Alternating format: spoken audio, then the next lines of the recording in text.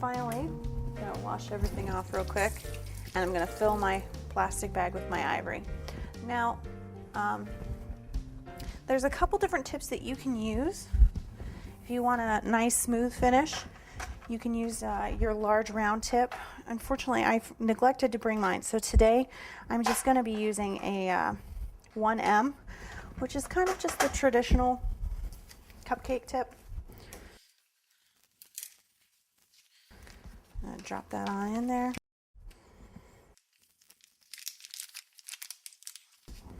All right, now that our bags are all loaded, our tips are all in, our colors are all colored, let's get started. Okay, so the first one we're going to do is going to be very familiar to you. If you've ever done a buttercream rose, you're going to know exactly where I'm going with this. Bear with me, my buttercream roses are not as beautiful as some.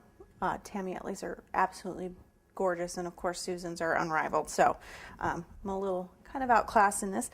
But basically all I'm going to do is I'm going to use my cupcake just like you would a floral nail. It's the same general size, same general shape, and all I'm going to do is I'm going to kind of make a nice big ruffled base at the bottom, and I'm going to kind of build my cone up,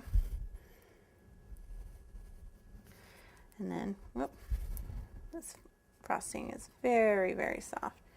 I'm going to just start. Now the great thing about this is we're not looking for pure realism here. We're not even looking for perfection. We're looking for this kind of vintage shabby chic.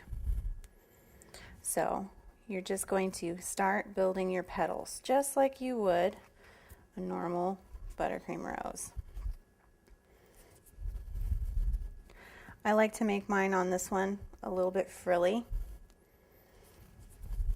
So I'm pressing pretty hard. And that's because I want it to take up the whole cupcake, and I really want it to be kind of big and beautiful and really kind of a statement. There we go. There we go. So in the end, you're left with something that's very kind of ribbony in appearance. And we're not quite done with it. We're going to go ahead and grab that beautiful green. And this is where I like to kind of clean up my edges. I'm just going to go ahead and pipe in some little leaves,